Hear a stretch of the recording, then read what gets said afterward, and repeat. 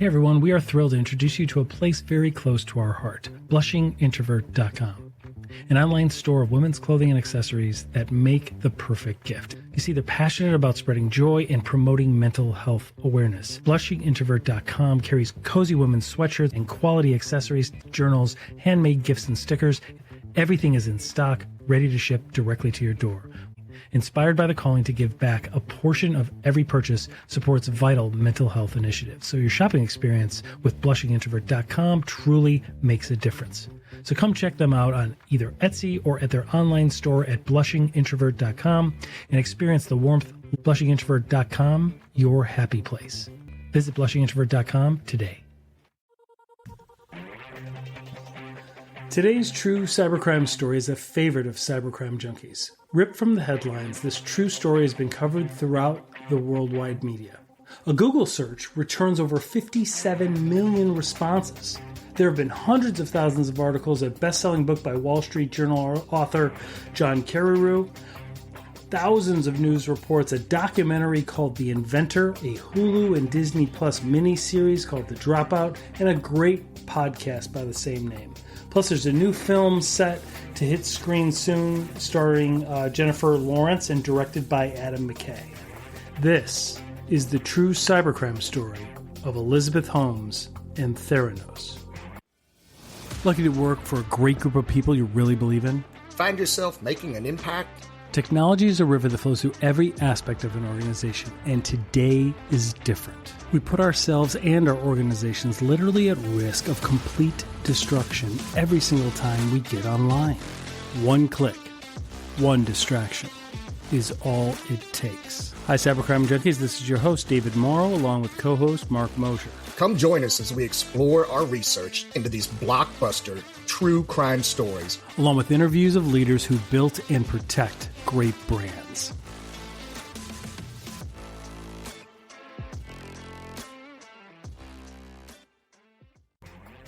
So how did we get here? How did this brilliant mind turn into a federally convicted felon facing 20 years in prison?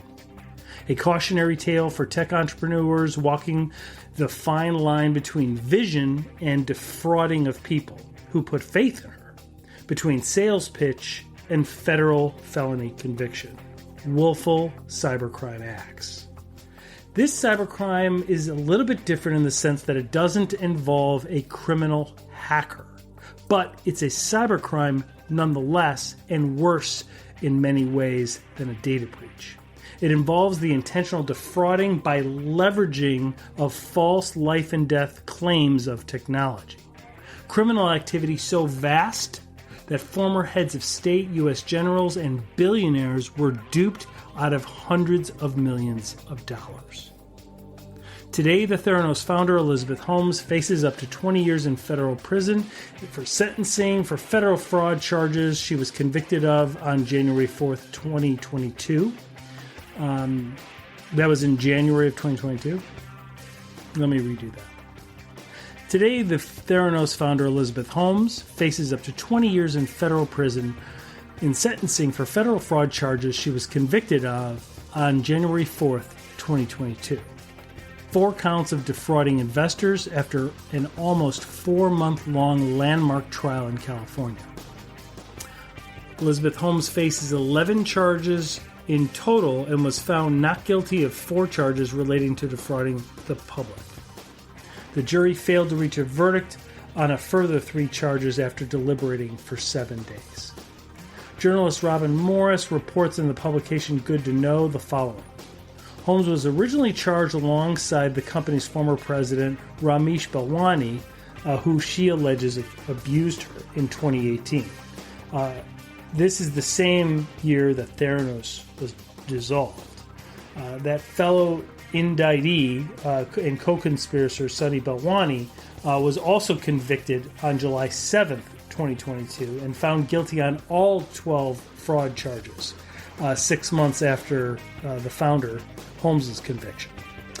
He awaits sentencing as well. one parallel in the trials, the facts, the evidence, the emails, the documentation, the odd behavior, the duping, the false claims, all of that was involved and illustrated throughout both trials. What was interesting, though, is in Elizabeth Holmes' trial, she took the stand, and her personality got to come out, and she was able to cast shade and point blame directly at Sunny Balwani for abusing her, being more senior in years and experience, and saying that she was under his guise, right? Under his mystical belief in abuse. That may play out in the sentencing. Sunny Balwani, during his trial, did not testify whatsoever. So there was no ability for the jury to hear, nor the judge in sentencing that's going to be coming up, about the fact that maybe he didn't do those things. For right now, it's an open question in the judge's mind when sentencing comes. During the trial, which started in September 2021, multiple lab directors testified to telling Holmes about all of the flaws in the Theranos technology and this box, this Edison machine that they used. We'll talk about that a little bit in just a bit. But they claimed they were instructed to downplay their concerns. They also added that Holmes told investors the technology was operating as planned. The prosecution called 30 witnesses in a bid to prove that Holmes knew the product she was selling to investors was in fact a lie. It was in fact a complete sham. Prosecutor Jeff Shank said in his closing argument that Holmes, quote, chose fraud over business failure. She chose to be dishonest with investors and, more importantly, with patients. That choice was not only callous and selfish, it was criminal. Holmes was found guilty of conspiracy to commit fraud against investors and 3 charges of wire fraud by the jurors. Her sentencing date is coming up September 22nd, 2022, and she faces a maximum sentence of 20 years, based on what the judges typically sentence defendants to in similar cases. However, various legal experts believe she will likely be handed a far less severe punishment. She denies her convictions and expects to appeal. Once again, she was once touted as the next Steve Jobs with a net worth of $4.5 billion. She now is a convicted felon, unable to vote in the United States, and has fallen from grace, currently out on a $500,000 bail while she awaits sentencing. Elizabeth Holmes and Theranos are one of the most infamous cases of a fall from grace from the unicorn startup world of Silicon Valley. They were considered a tech unicorn by the media and by industry watchers, propelling the founder into becoming the youngest billionaire on the cover of Forbes magazine, set to disrupt the entire U.S. healthcare industry. This only resulted in just a few short years later in federal indictment and bankruptcy. So Elizabeth Holmes, let's start from the beginning. She dropped out of Stanford at the young age of 19 to found Theranos, which purported to revolutionize the way blood tests were done. One simple drop of blood pricked from a finger could diagnose a myriad of diseases and conditions, or so she claimed. Now, to judge Elizabeth Holmes and Theranos now is really missing the point. This is a remarkable story of a unicorn healthcare tech company. It's a cautionary tale for all of us about overselling or overpromising something when the technology isn't quite ready. It's a cautionary tale of being very wary of the phrase, fake it till you make it. The more we learned and researched the Theranos timeline and the actions of those involved, one underlying theme emerged to us. So many brilliant, experienced people were fooled. Why? Because they wanted to believe. We don't feel Elizabeth Holmes even intended to defraud anyone at the beginning at all. I mean, her initial motives and her initial goals were good. She was driven by the death of a close uncle. She wanted to cure the delays and death caused in the lab industry, run by mostly 2 main companies with over 80% market share, Quest Diagnostics and LabCorp of America. Their lab results and their testing for blood tests require you to draw vials and vials of blood from your arm through a venous puncture right? A big, thick needle that goes into your arm. It's painful, it's uncomfortable, it's difficult for a lot of people. It's costly, it takes too long, and it's inefficient.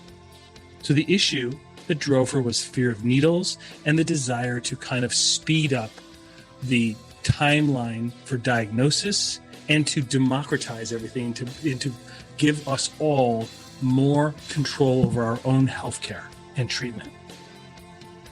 Her vision was very similar to like Steve Jobs, which was one of her idols, to democratize healthcare so that we all have a lab box in our own homes one day, just like Jobs' vision of having us all have a personal computer, which obviously came true. Thus was born Theranos. The word comes from therapy and diagnosis, Theranos. Let's rewind a bit to 2014. The blood testing startup Theranos and its founder, Elizabeth Holmes, were on top of the world. Back then, Theranos was a revolutionary idea thought up by this woman, hailed as a genius, who styled herself as a female Steve Jobs.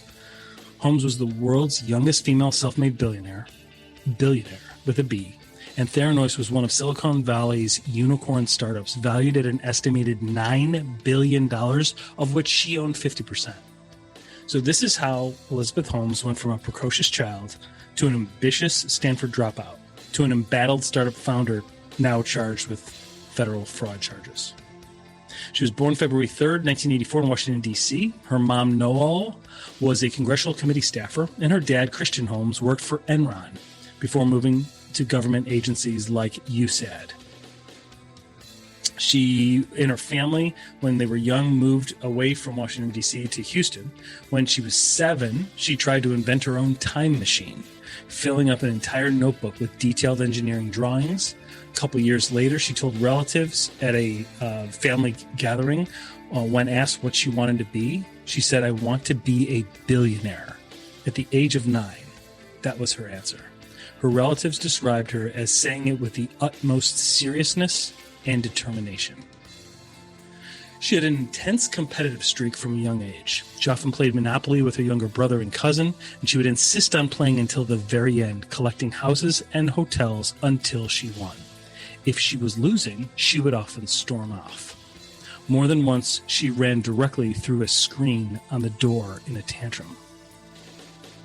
Then in high school, Holmes developed her work ethic, often staying up till dawn just to study. She quickly became a straight-A student and even started her own business in high school. She sold C++ compilers, which is a type of software that translates computer code, to Chinese schools. She started taking Mandarin classes and partway through high school talked her way into being accepted by Stanford University's summer program, which culminated in a trip to Beijing.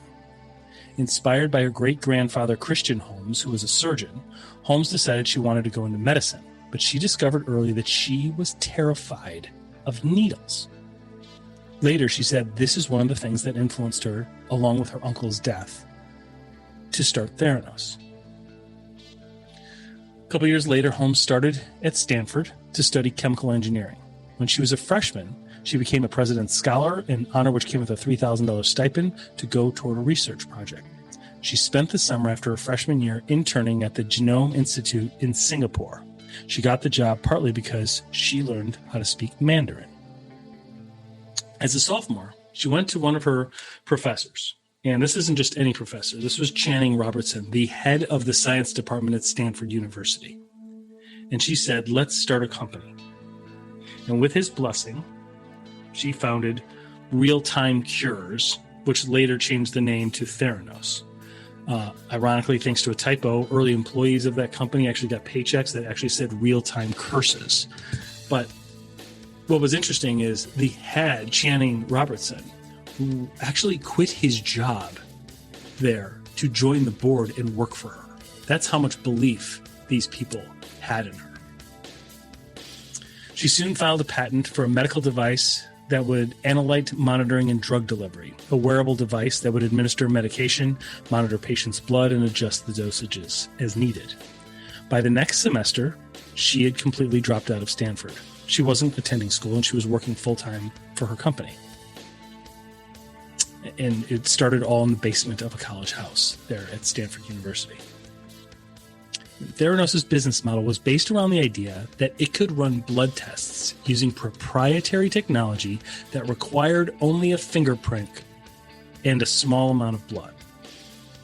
Holmes said the test would be able to detect medical conditions like cancer and high cholesterol immediately and begin rendering therapy.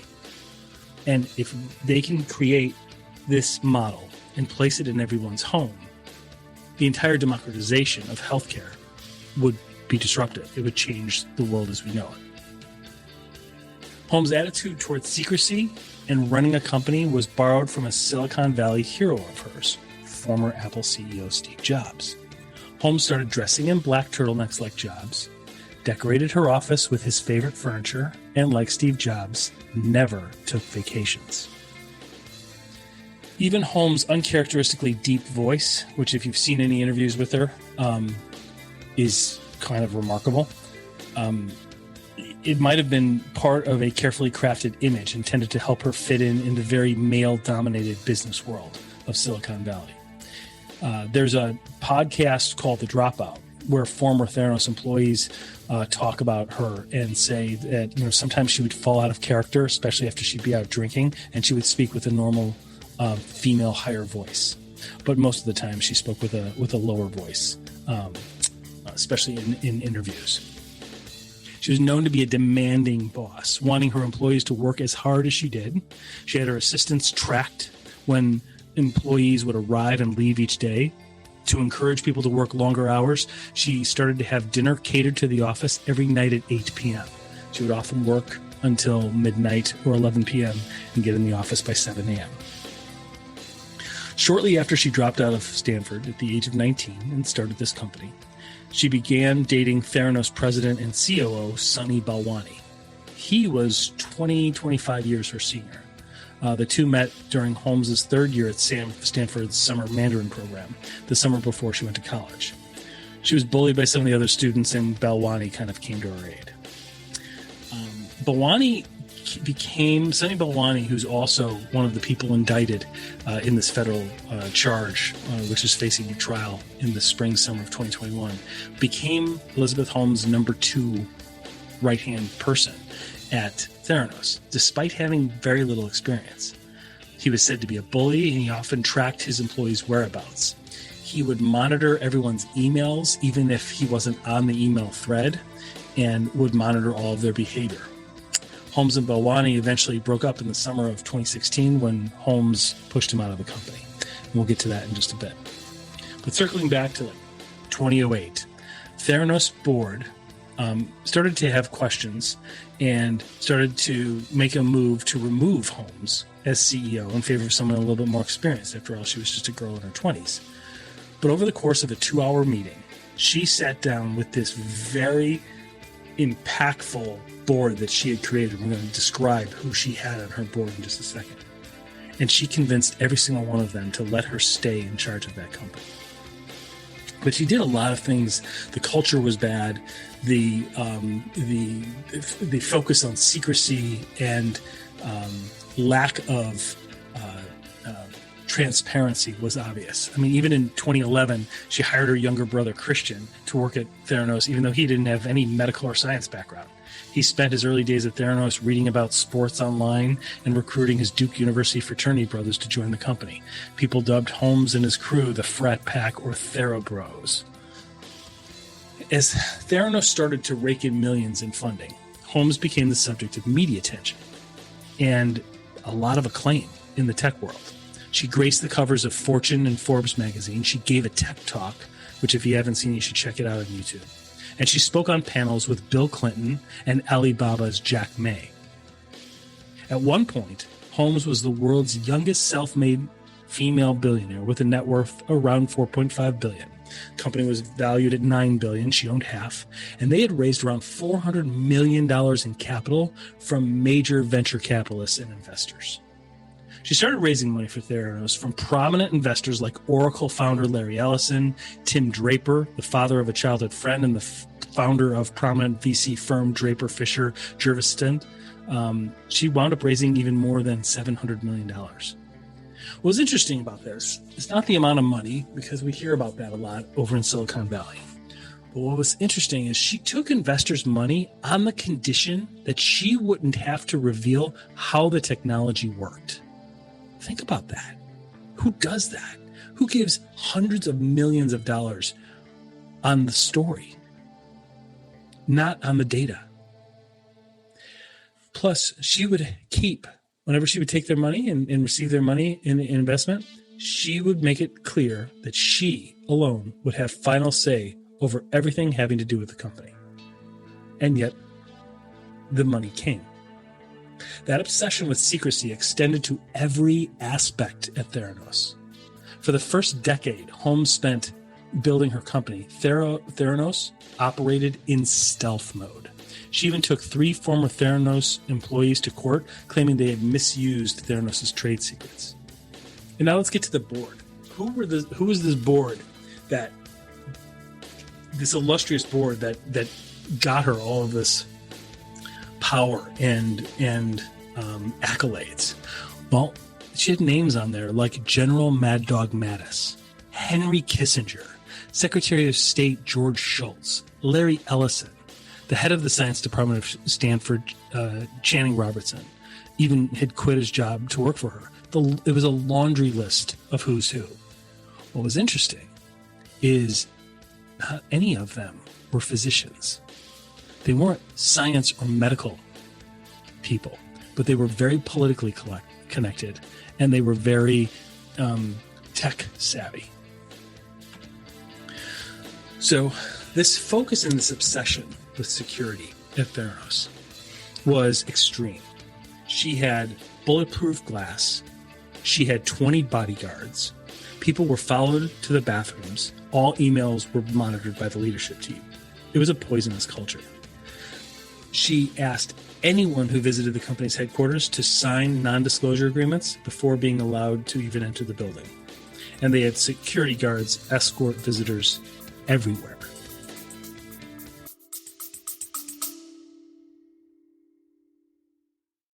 Hey everyone, we are thrilled to introduce you to a place very close to our heart, blushingintrovert.com, an online store of women's clothing and accessories that make the perfect gift. You see, they're passionate about spreading joy and promoting mental health awareness. Blushingintrovert.com carries cozy women's sweatshirts and quality accessories, tumblers, journals, handmade gifts and stickers. It's the kind of comfort you'll find in their customer service as well. Everything is made by hand. Everything is in stock, ready to ship directly to your door. Women's accessories are carefully selected to bring out your inner confidence. Blushing Introvert isn't just a store, it's an extension of family. Inspired by the calling to give back, a portion of every purchase supports vital mental health initiatives. So your shopping experience with blushingintrovert.com truly makes a difference.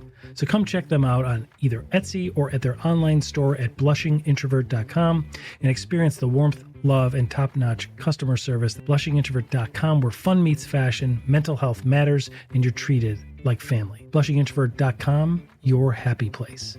Visit blushingintrovert.com today.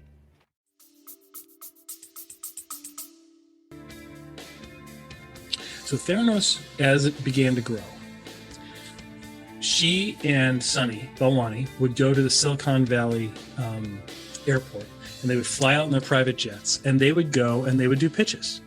They would pitch for contracts, and they got good at it. Again, data doesn't sit in the mind like stories do, right? Emotional stories speak to the part of the mind, kind of like what Simon Sinek talks about, why, right? It talks to the part of the brain that modifies behavior. It gets people emotionally connected, right? And people didn't mind that they didn't have the data. Everyone wanted to believe that this would work. So Theranos quickly began securing outside partnerships. Capital Blue Cross and Cleveland Clinic signed on to offer Theranos tests to their patients. And then the big kahuna happened. Walgreens. Walgreens made a deal to open Theranos testing centers in their stores. Theranos also formed a secret partnership with Safeway worth $350 million. Now, the goal with Walgreens was, because Walgreens was located about 5 miles or so from nearly every U.S. home, and they wanted their ultimate goal was to put a Theranos box in the Theranos testing box, which is the size of like a air fryer or a big toaster, in everyone's homes eventually. That was the goal. And so how are they going to do it? They're going to go through a retailer that has credibility, that is located near those homes as step one. So they started it with Walgreens in a select group of stores in Arizona. And then their goal was to push it out in select markets after that. But that's when everything changed. When the Walgreens rollout began to happen, those deadlines became real. And then basically the proverbial shit hit the fan, right? They had to have the technology catch up with the promises that were sold. And the bottom line is it didn't. In fact, they would resort oftentimes back to drawing vials of blood from veins and shipping them out to third-party lab companies.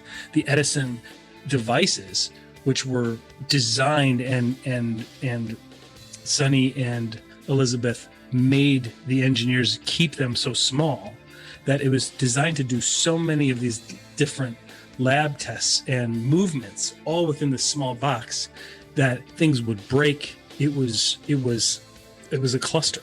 It just, the results were inconclusive. The results were inaccurate. Things would overheat. Things wouldn't work. And then they would do almost like a smoke and mirrors and then just go and get it, the lab results done through independent, third-party lab companies. So their Edison device, that's what they called it, because they kept saying we have to make 10,000 of them, and they keep breaking, but we're going to, the 10,001st one is going to be the one that's going to work perfectly and it's going to change the world. That's why, her idol was Thomas Edison and Steve Jobs. So this Edison device, this like big toaster thing, was to do approximately 200 tests from just a small drop of blood. Now, understanding that process, that blood needed to be diluted, and then even by diluting it more and more and more, the test results wound up being inconsistent and inaccurate. So what was the result of all this? That's when it all changed. The result was a PR nightmare and something that led to investigations and the ultimate demise. People got the wrong results back, there were delays, and it was just a cluster. The tarnish had set and the house of cards began to fall. And it's perhaps the tip of the iceberg in the fall of Elizabeth Holmes and Theranos. When the Edison tech was brought into question, this is how she described how it worked. Because she was brought on television shows and Mad Money and all of these financial shows because they're like, hey, what's going on? You're getting all this bad press. What's happening? And and they all want to know, like, how does this thing really work? Here was her scientific explanation of how this works. And I quote, "A chemistry is performed so that a chemical reaction occurs. It generates a signal from the chemical reaction with the sample, which it translated into a result, which is then reviewed by certified lab technicians." Think about that. What the heck does that even mean? It's not scientific. It's not data-driven. It's not real. We know what she meant. We know what she wanted it to do. But that was about as clear and scientific as it got. So around this time, questions started being raised about the technology. Ian Gibbons, chief scientist at Theranos and one of the company's first hires, warned Holmes and Balwani that the tests weren't ready for the public to take and that there were inaccuracies in the technology. Outside scientists began voicing their concerns about Theranos too. The demise and the pressure that the internal Theranos people were under was so great that one of the head scientists there even committed suicide long before or the night before a deposition was having to be given. By August 2015, the FDA began investigating Theranos. Regulators from the government body that oversee laboratories found major inaccuracies, quote unquote, in the testing Theranos was doing on patients. See, part of the difference between what Thomas Edison was doing is he was going to the media and he was saying, I've created the light bulb, right? And he did this over and over, even though the light bulb filament had not been perfected yet, right? But by the time his funding was running out and his reputation was being thrashed, the technology caught up. and the filament worked. And then he was lauded as a hero from then on. Here, the technology didn't catch up in time, and here, it's not just a light in a room or for show. This is testing done on patients. People were relying on these tests for their medical care, and it's a very regulated industry. That's one of the biggest differences. So 2014, 2015 is when it all starts to spiral.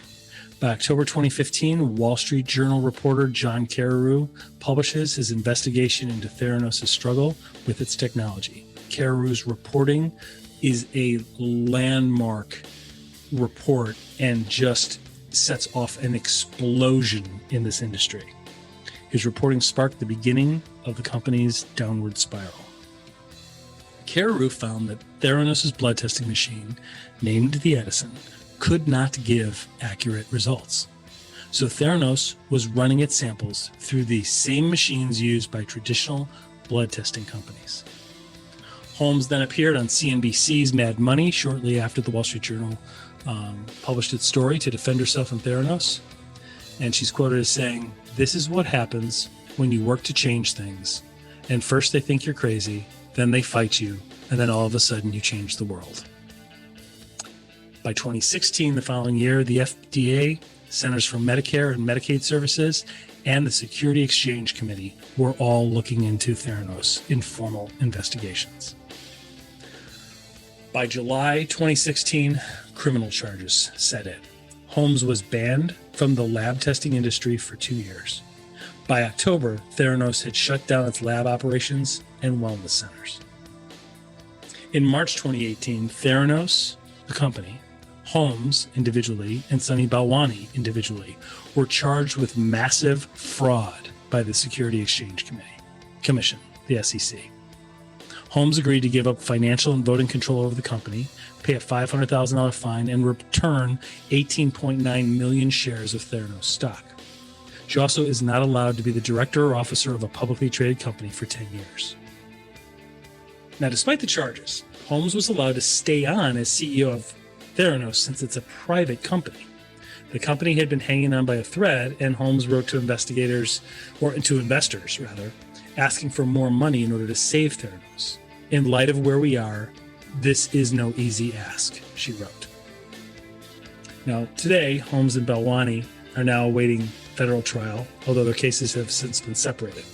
If convicted, Holmes and Balwani could each face up to 20 years in prison and more than a $2.7 million fine, the U.S. government has said. And besides the criminal case, Holmes is also involved in a number of civil lawsuits, including one in Arizona brought on by former Theranos patients over inaccurate blood tests. Lawyers representing her in the Arizona case said in late 2019 they hadn't been paid over a year and they got asked to be removed from the legal team. So the end of Theranos comes in June 2018, just a couple years ago.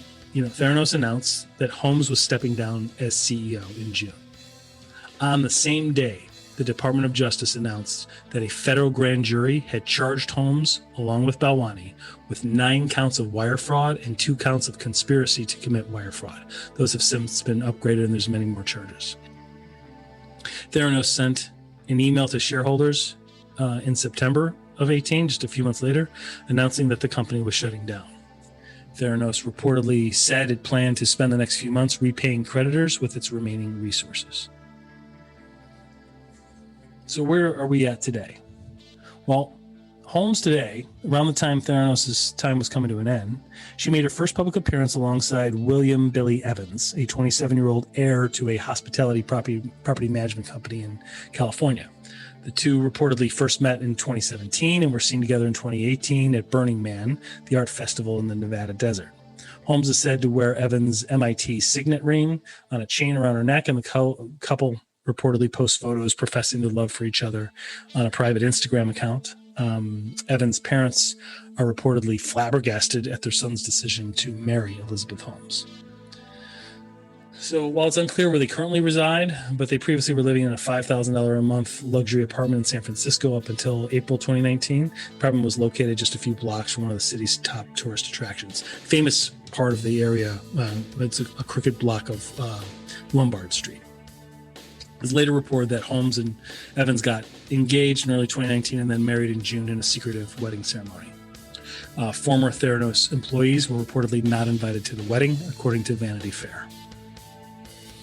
So as you look back at this fall of this unicorn and this just meteoric rise, we're left really with only questions. And the truth is yours to determine. One question was, did she oversell it? Did the tech just not catch up in time? Right? Did she and her leadership team simply become too insulated or out of touch to ignore the data? Is this something like Thomas Edison, who had sold the media on mastering the light bulb filament, but hadn't? And then right as funding was running out and his reputation, the bulb was fixed. The tech caught up in time for him, but not for her. It's that Edison fake it until you make it, so long as you don't defraud or risk the lives of people. I mean, as their idol, Steve Jobs and Thomas Edison, they kept making errors and sold a vision until the technology would catch up before the time and funding ran out.